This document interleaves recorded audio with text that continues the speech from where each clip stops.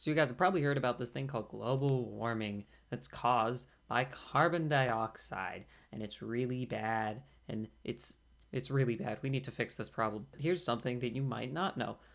Carbon dioxide isn't the only greenhouse gas. There are more of them. Things like water vapor, nitrous oxide, and methane are all greenhouse gases, and they do the exact same thing as carbon dioxide. So, what is the greenhouse effect? Well, I'll explain it to you. The greenhouse effect is best explained, well, with the greenhouse. In this greenhouse, what happens is that light photons are able to come into the greenhouse through glass. Once the light photons come into the greenhouse and hit the ground, what happens is that they get converted into heat. The heat actually can't escape from the greenhouse. So it just kind of is in there. That's why greenhouses are always very hot. So the same thing is actually happening on planet Earth. The greenhouse gases, such as carbon dioxide and its friends, kind of act like a greenhouse around the entire Earth.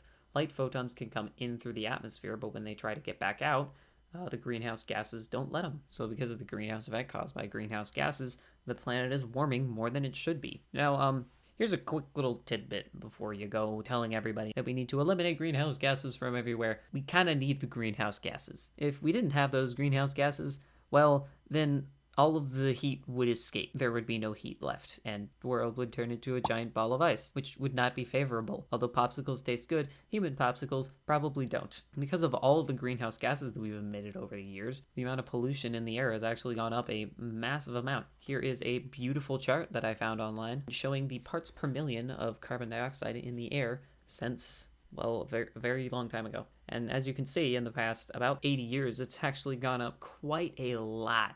And it's still going up. As I talked about earlier, this is actually warming the globe more than it should be. Did you know that cold forests make up 30% of the forests in the entire world? I just read that straight off of a website. Anyways, cold forests are largely affected by global warming. This is because a lot of cold forests are, well, cold, and global warming makes them not cold. Genius. Now, a very small set of you might be thinking, So what? It's just some forests that aren't cold anymore. ha ha ha, no, that's not actually it. There's a lot more to this than just that. So you guys have probably heard of bark beetle before. Well, even if you have, I'm gonna tell you about them anyways. Bark beetles are basically bugs that bore into trees, lay their eggs, and then consume their nutrients. Why do I need to know about bark beetles? That sounds dumb. Well, you see, bark beetles can only survive in very warm climates. I think you can see where this is going. Because the forests are getting warmer because of global warming, then the bark beetles can actually survive in these temperatures, and therefore they actually reproduce more, and the trees aren't as healthy and aren't able to fend them off as well. So it kills more trees, and the more trees it kills, the less carbon dioxide gets pulled out of the air by the trees. Now, moving swiftly away from cold forests, I would like to talk to you guys about the permafrost, which definitely sounds much more epic saying it out loud than it really is. Permafrost is frozen dirt. Permafrost is any sort of soil, gravel, or sand that is being held together by ice and has been frozen for at least 2 years. The thickness of permafrost can range from being only a meter thick, or about 3 feet, or being over 1,000 meters thick, or about 3,281 feet. Permafrost covers about 22.8 million square kilometers, or about 8.8 million square miles, of Earth's northern hemisphere, which, if you didn't know, is quite a lot. So you're probably wondering why I'm talking about the permafrost, which is a completely fair assumption, but don't worry, there's a very good reason I'm talking about the permafrost. In the ground, there's a lot of, dead plant matter, and stuff gets trapped in there. And as many movies have shown us, ice is very good at being a preservant. So what? It's just some dead plants and stuff. How bad could it be? Well, you see, it's quite bad because there's a lot of carbon trapped in there, as well as methane. To be exact, there's about 1.7 billion tons of greenhouse gases stored within the permafrost. That's a metric ton of greenhouse gases. So it might seem like that's pretty okay because, it's all trapped in a whole bunch of ice in the northern regions, which never get warm, right?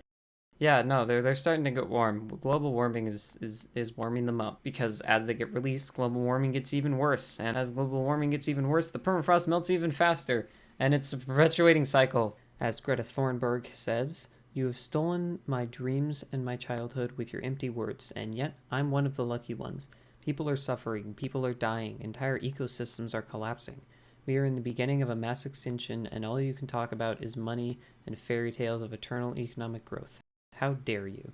Now, as for how people can mitigate climate change, there is, of course, the normal. You can reduce your carbon footprint, use less gas, put solar panels, electric cars, carpooling, all of the normal stuff that you've probably heard a million times. And honestly, I really don't feel like repeating all of that and why it's good to you again. So I actually have another solution. Now, really quickly, I want to say I'm not saying this to try and downplay reducing carbon emissions. Don't stop doing that because of this. This is something else that you can do as well. And this magical solution is pushing change. Now, I know that sounds basically the same, but let me explain. A lot of people push change onto themselves. They change what they're doing, they change what they're saying, and while that's all well and good, another big part of this is pushing change onto big companies and the government. Ways that you can do this is by supporting companies that are doing things to help stop climate change, or calling out companies who are not on social media, in real life, going to protest,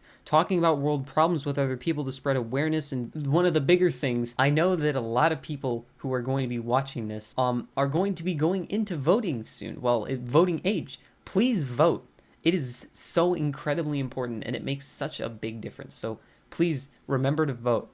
Remember to sign up to vote when you're 18. I know that some of you are coming on it. I know that I am too. I'm watching you. Maybe I'll put that at the end card. That'll be funny, right?